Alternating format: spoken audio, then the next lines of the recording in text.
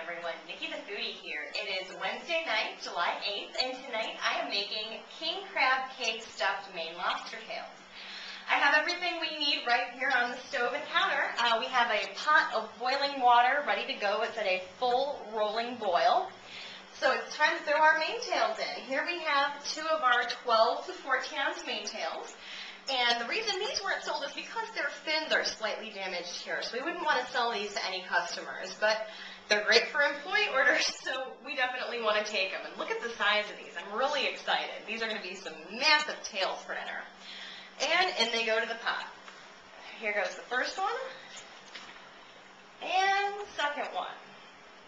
Now, I'm not going to start my timer on these until that comes down to a full rolling boil, so that's going to be a few minutes. In the meantime, I'm going to start the saucepan next to the pot of water here, and this actually has 1 clove of crushed garlic inside of it. So let's get this going, and we will get our other ingredients in here. So I put that at a pretty low heat, and I'm going to go ahead and open up the clarified butter. Now, clarified butter is great for cooking because all the fat has been removed, and it will not burn or brown because of it. So here I'm going to use 1 big heaping tablespoon of the clarified butter. And now I'm going to use some of my extra virgin lemon olive oil. Now, this is from the O sampler that Lobster Graham carries, and this one happens to be my favorite oil. Now, this recipe generally calls for 2 tablespoons of the butter, but I like the flavor that the lemon olive oil adds to the king crab cake, so we're going to go with a little bit of that instead. Also makes it a little bit more healthy, with a little bit less butter. So in that goes. We'll cork the oil, and as soon as the garlic becomes fragrant here in the pan, we'll go ahead and turn it off and set it off to the side until we're ready for step 2 of our lobster tails. So I will see you guys when we're ready to cut these tails in half and stuff them with crab cake. All right, we are back. Our timer just went off, so it is time to remove the Maine tails out of the cooking pot and stick them under cold water to stop the cooking process right away. So let's get to that. Turn off the stove here. Hopefully I won't burn myself extracting them. Now I'm going to go ahead and just pierce them here because I'm going to have to cut them in half anyway. 1 tail into the colander. Gosh, these are big tails. Look at that. Absolutely amazing. And the second one into the colander. Under the cold water. And make sure we stop that cooking process right away. There we go. And at once you'll see the steam start to subside, and you'll know when you can finish rinsing. All right. These are some cooked tails. For the most part, they're still a little bit undercooked because they still have to go in the oven. But before we do that, we're going to go ahead and stuff them with the king crab cake. So let's go in the other room and take care of that.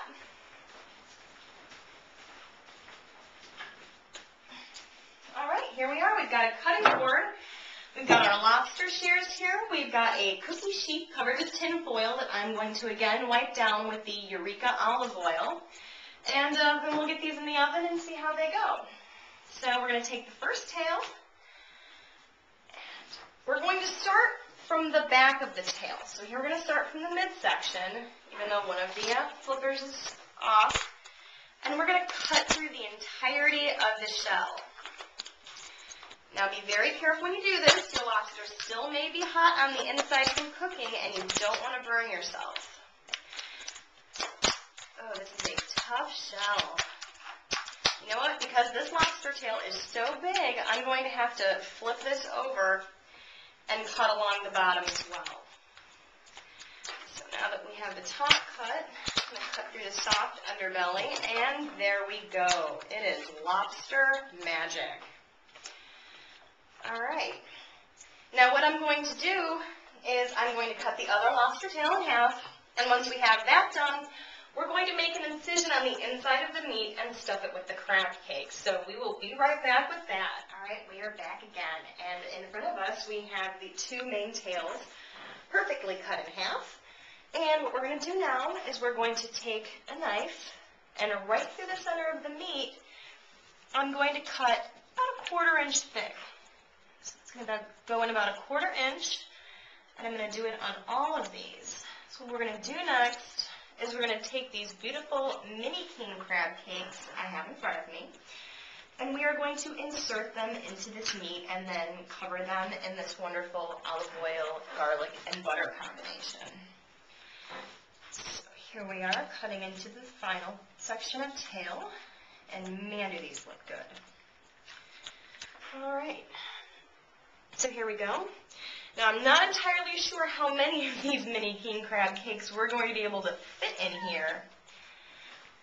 I'm hoping maybe 2 a piece, and that's what it looks like it's going to work out to. So here we go. Here's the first one. Now, I'm just going to go ahead and remove the excess crab cake from one end and cover the other. All right. All right, and that is what a king crab cake stuffed lobster tail looks like. Isn't that beautiful? Well, I am going to move on with stuffing the rest of these tail halves with the king crab cakes, and once we have these coated and stuffed, we're going to go ahead and put them in the oven at 350 degrees for about 10 minutes. So once those come out and they're all golden brown, we will see what our final product looks like. I'll see you guys then. Okay, it is time to check on our lobster. So let's see here. Oh, these are really good. The oven has a great lemony garlic aroma to it. I'm really glad I used that olive oil.